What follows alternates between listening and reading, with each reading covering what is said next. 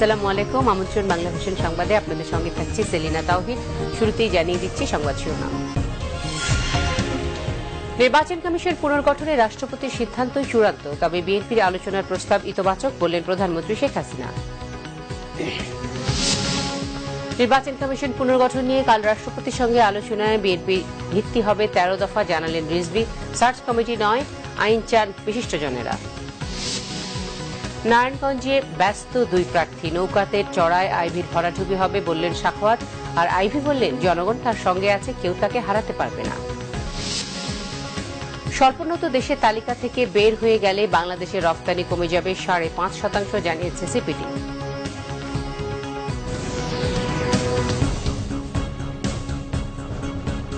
দেখছিলেন শিরোনাম, এবার বিস্তারিত।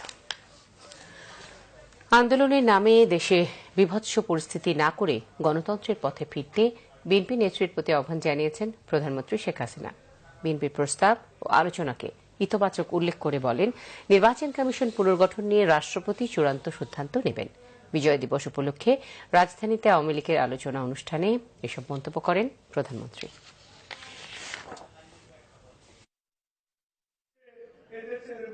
শনিবার রাজধানীর কৃষিবিদ ইনস্টিটিউশনে আওয়ামী লীগের বিজয় দিবসের আলোচনায় যোগ দেন প্রধানমন্ত্রী শেখ হাসিনা। আলোচনায় প্রধানমন্ত্রী বিএনপি নেত্রীকে উদ্দেশ্য করে বলেন, আন্দোলনের নামে বিভৎস পরিবেশ তৈরি না করে গণতন্ত্রের পথে আসেন। রাষ্ট্রপতির কাছে বিএনপির প্রস্তাবকে ইতিবাচক উল্লেখ করে প্রধানমন্ত্রী বলেন, এ বিষয়ে রাষ্ট্রপতি সিদ্ধান্ত নেবেন।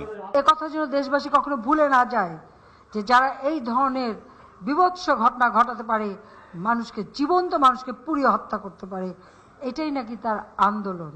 যে নির্বাচনেও পরাজিত, আন্দোলনেও পরাজিত, ভবিষ্যতে কেন জনগণ তাকে ভোট দেবে?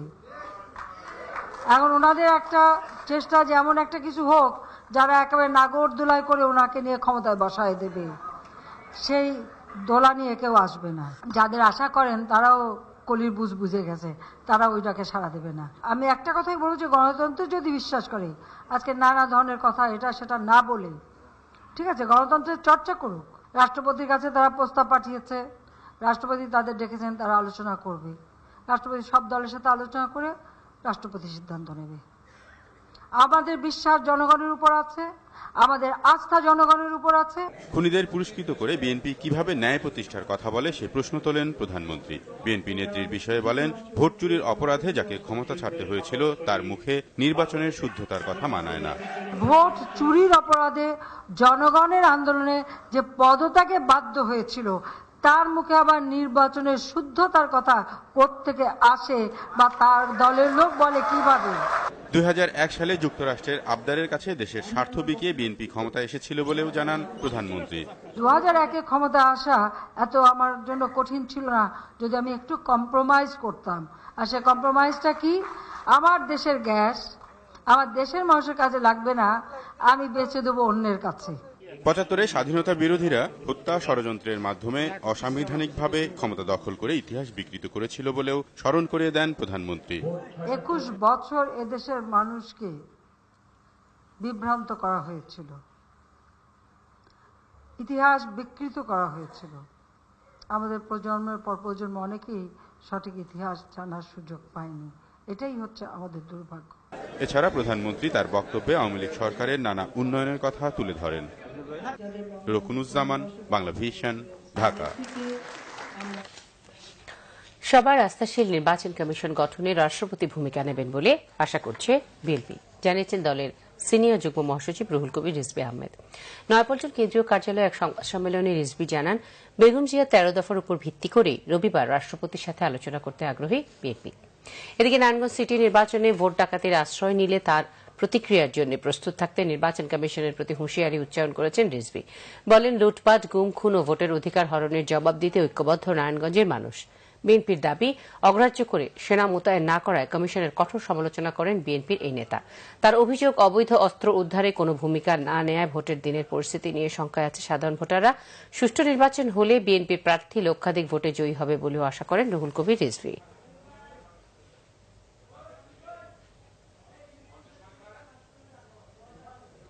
সাবেক প্রধানমন্ত্রী কিভাবে সন্ত্রাস কবলিত এলাকা নারায়ণগঞ্জের মানুষ। আমরা প্রত্যাশা করব রাষ্ট্রপতির কাছ থেকে সেই ধরনের নির্বাচন কমিশন, যে নির্বাচন কমিশনের প্রতি সকল দলের আস্থা থাকবে এবং দেশের বৃহত্তম রাজনৈতিক দল বিএনপির আস্থা থাকবে।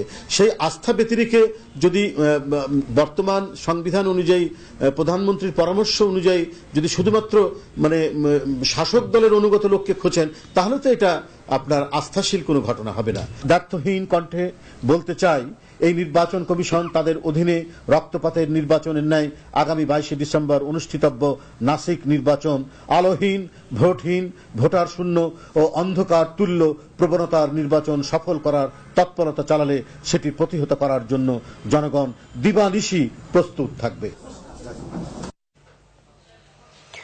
বিশিষ্ট জনেরা বলেছেন, বর্তমান নির্বাচন কমিশনের ব্যর্থতার কারণে দেশে একটি রাজনৈতিক সংকট সৃষ্টি হয়েছে। এই জন্য অ্যাডহক সার্চ কমিটির মাধ্যমে নির্বাচন কমিশন গঠন পদ্ধতিকে দায়ী করেছেন তারা। স্থায়ী আইনি কাঠামোর পাশাপাশি সকল সাংবিধানিক প্রতিষ্ঠানে নিয়োগের জন্য সাংবিধানিক পরিষদ গঠনের সুপারিশ করেছেন তারা। নির্বাচনী ব্যবস্থা, নির্বাচন কমিশন ও গণতন্ত্র নিয়ে সিরডাপ মিলনায়তনে সেমিনারে বিশিষ্ট জনেরা বর্তমান নির্বাচন কমিশনের সমালোচনা করেন। তারা বলেন, সার্চ কমিটির মাধ্যমে গঠিত এই কমিশন নিজেদের সুবিধার জন্য জনগণের ভোট দেওয়ার মতো মৌলিক অধিকারকে পাশ কাটিয়ে গেছে 2014 সালের 5 জানুয়ারি নির্বাচনে। 5 জানুয়ারি পরবর্তী যে নির্বাচনগুলো হয়েছে, আমাদের ইউনিয়ন পরিষদ ইলেকশন হয়েছে, উপজেলা পরিষদ ইলেকশন হয়েছে, সিটি কর্পোরেশন ইলেকশন হয়েছে, বিভিন্ন পর্যায়ে পৌরসভা ইলেকশন হয়েছে, এই প্রত্যেকটা ইলেকশনে বিশ্বাসযোগ্যতার সংকটের একটা চেহারা তৈরি হয়েছে। এখন এই ইলেকশনটা ইনক্লুসিভ ছিল কি এক্সক্লুসিভ ছিল, এটা কে বলবে? যদি আমি বলি যে ইনক্লুসিভ, এবার প্রশ্ন 10% যদি হয়ে থাকে, আমরা মনে করি ইলেকশন 40% কেন করবো? Has anybody gone to the court and এটাকে চ্যালেঞ্জ করেছে কোয়ালিটি? তো কাজে আমরা কোনো রেফারেন্স পাচ্ছি না what election commission could do. আগামীতে যদি থাকবে তাহলে ইলেকশন কমিশন কি করবে? আপনি যে মেজরিটি লোক ভোট দেয় না, এই হয় না, এটা তো আমার মনে হয় যে ইলেকশন কমিশনের কিছু করার ছিল। নিজের এই আইনের দোহাই দিয়ে যে আইনের মধ্যে নাই, এটা তো কোনো কথা নাই। অবশ্যই সব পার্টিকে নিয়ে আপনাকে ইলেকশন করতে হবে, আর একটা মেজর পলিটিক্যাল পার্টি ইলেকশনে আসবে না, এরকম তো হতে পারে না। সার্চ কমিটির মাধ্যমে কমিশন গঠনের বিপক্ষে মত তুলে ধরেন বিশিষ্ট জনেরা। তারা বলেন, কমিশন গঠনে একটি স্থায়ী আইনি কাঠামো তৈরিতে আন্তরিক ছিল না কোনো সরকারই। নির্বাচন কমিশন নিয়ে আলোচনা শুরু হয়েছে, কি করে গঠিত হবে। প্রশ্নটা হচ্ছে, যদি এই আলোচনা ব্যর্থ হয় তাহলে আমরা কি করব? শুধুমাত্র নির্বাচন কমিশনকে কি করে বিচ্ছিন্নভাবে শক্তিশালী করা যাবে, এটা একটা আকাশ কুসুম ব্যাপার, এটা কখনো হতে পারে না। সুতরাং এই অবস্থাটা আমি বলবো যে এটা বদলানো দরকার। কনস্টিটিউশনাল কাউন্সিল সমস্ত constitutional post holder including chief justice and supreme court জাজেস তাদেরকে অ্যাপয়েন্ট করবে।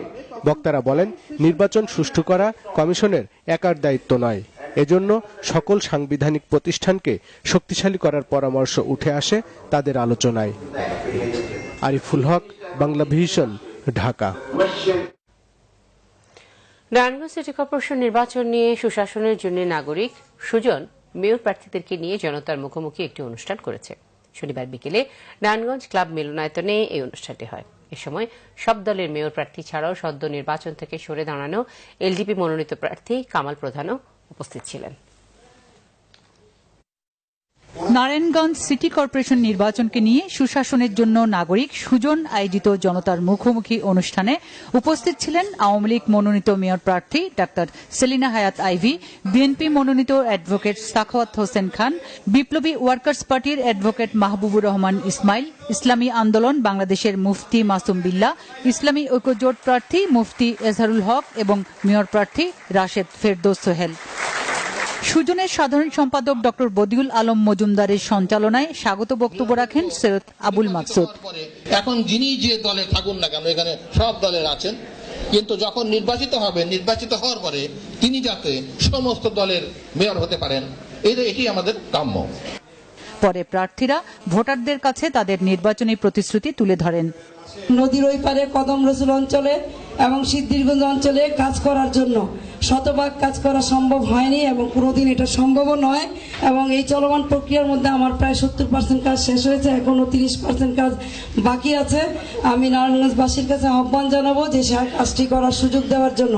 সকল এক্সপার্ট, সকল স্তরের, সকল পেশার লোকদের নিয়ে, জনপ্রতিনিধি নিয়ে, শ্রমিক, মালিক সহ সকল পেশার লোকদের নিয়ে একটি উপদেষ্টা পরিষদ গঠন করব এবং সেই পরিষদের মাধ্যমে একটি মাস্টার প্ল্যান তৈরি করে নারায়ণগঞ্জ শহরকে আমরা উন্নয়নের দিকে নিয়ে যাব। পরে প্রার্থীরা নাগরিকদের বিভিন্ন প্রশ্নের জবাব দেন। তারা সততা নিয়ে জবাবদিহিতার মধ্য দিয়ে সিটি কর্পোরেশন পরিচালনার অঙ্গীকার করেন। Bangla vision news desk. নৌকাতে চড়ায় বিএনপি প্রার্থী সাখাওয়াত হোসেন। করেছেন নারায়ণগঞ্জ সিটি কর্পোরেশন নির্বাচনে বিএনপি প্রার্থী সাখাওয়াত হোসেন। অন্যদিকে আইভি বলেছেন, শুধু আওয়ামী লীগ নয়, নারায়ণগঞ্জের সাধারণ জনগণ আছে তার সাথে, তাই কোনো পক্ষই হারাতে পারবে না তাকে। সিটি কর্পোরেশন নির্বাচনকে ঘিরে শনিবার দুই প্রার্থী প্রচার প্রচারণা চালান নারায়ণগঞ্জের বিভিন্ন এলাকায়।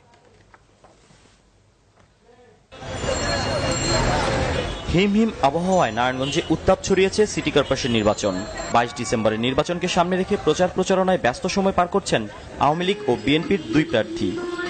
সম্মানিত নারায়ণগঞ্জ সিটি কর্পোরেশন বাসী, আসসালামু আলাইকুম।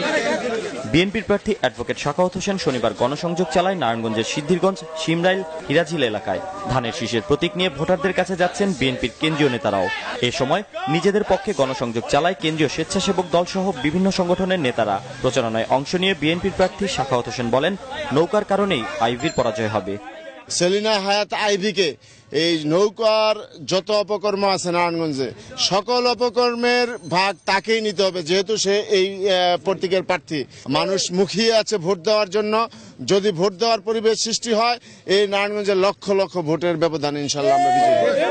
দুপুরের পর বিএনপির প্রার্থীর পক্ষে গণসংযোগে অংশ নিয়ে বিএনপির স্থায়ী কমিটির সদস্য ব্যারিস্টার মওদুদ আহমদ বলেন, নির্বাচন সুষ্ঠু না হলে আন্দোলনের সূচনা হবে। গণতন্ত্রকে ফিরিয়ে আনার জন্য বেগম খালেদা জিয়ার নেতৃত্বে যে আন্দোলন আমরা শুরু করেছি, সে আন্দোলনের সূচনা এই নারায়ণগঞ্জ থেকেই শুরু হবে বলে আমি মনে করি। অন্যদিকে নারায়ণগঞ্জ বন্দর এলাকায় ব্যাপক গণসংযোগ চালান আওয়ামী লীগের মেয়র প্রার্থী ডাক্তার সেলিনা হায়াত আইভি। পছন্দের প্রার্থীকে কাছে পেয়ে ফুলের বৃষ্টি ঝরান এলাকার অনেক ভোটার। এ সময় আইভি বলেন, উন্নয়নের ধারা অব্যাহত রাখতে 22 ডিসেম্বরের নির্বাচনে ভোটাররা তাকেই বেছে নেবেন। আমার গণমানুষ যেদিকে রায় দিবে আমি সেই দিকেই যাব, এবং আমার দৃঢ় বিশ্বাস যত জল্পনা কল্পনায় হোক না কেন, 22 তারিখে এইখানে এই নারায়ণগঞ্জে একটি স্বচ্ছ, অবাধ, নিরপেক্ষ নির্বাচন হবে। এইদিকে নগরীর শায়েস্তা খান এলাকায় এক সংবাদ সম্মেলনে নির্বাচন থেকে সরে দাঁড়ানোর ঘোষণা দেন এলডিপি থেকে বহিষ্কৃত মেয়র প্রার্থী কামাল প্রধান। এ সময় তিনি বিএনপির প্রার্থী সাখাওয়াত হোসেনকে সমর্থনেরও ঘোষণা দেন। সানজিদ আহমেদ, বাংলা ভিশন, নারায়ণগঞ্জ। 2024 সালে বাংলাদেশ স্বল্পোন্নত দেশের তালিকা থেকে বেরিয়ে যাবে, তবে 2027 সাল পর্যন্ত স্বল্পোন্নত দেশের জন্য দেওয়ার সুযোগ সুবিধা পাবে, এমন তথ্য জানিয়ে জাতিসংঘের বাণিজ্য ও উন্নয়ন বিষয়ক সংস্থা একটার প্রতিবেদন প্রকাশ করা হয়েছে। কিন্তু বাংলাদেশ সরকার চাইলে ঘোষণা দিয়ে এর আগেই সেই তালিকা থেকে বের হতে পারে। এজন্য রাজনৈতিক দৃষ্টিভঙ্গি মুখ্য বলে মন্তব্য করেছেন সিপিডি সম্মানিত ফেলো ড দেবপ্রিয় ভট্টাচার্য। মাথাপিছু আয়, মানব সম্পদ উন্নয়ন ও অর্থনৈতিক সক্ষমতা বিচার নিয়ে প্রতি বছর জাতিসংঘে আংটাড প্রতিবেদন প্রকাশ করে। সংস্থাটির পক্ষে 2006 সাল থেকে সিপিডির প্রতিবেদন প্রকাশ করছে। এবারে রিপোর্টে বলা হয়েছে 2024 সাল পর্যন্ত বাংলাদেশ স্বল্পোন্নত দেশের তালিকায় থাকছে। তালিকা থেকে কখন বের হলাম তার থেকে অনেক গুরুত্বপূর্ণ, আমরা কিভাবে বের হলাম এবং উন্নয়নের কি গতি নিয়ে আমরা বের হতে পারলাম, যেন শুধুমাত্র এই 2024 সালে আমরা যখন বের হব তখন সেই উন্নয়নের গতি ধারা যেন অব্যাহত থাকে। স্বল্পোন্নত দেশ বা এলডিসির সংখ্যা 48টি। এর মধ্যে আফ্রিকা মহাদেশে 34টি, এশিয়ায় 9টি ও ক্যারিবীয় এবং প্যাসিফিক অঞ্চলে আরও 5টি দেশ রয়েছে। উন্নত দেশে পণ্য রপ্তানিতে 6.5% পর্যন্ত স্বল্পোন্নত দেশগুলো বিশেষ সুবিধা পেয়ে থাকে। কিন্তু রাজনৈতিক সাফল্য দেখাতে বিশ্বের কিছু দেশের মধ্যে তালিকা থেকে বের হওয়ার প্রবণতা রয়েছে বলছে সিপিডি।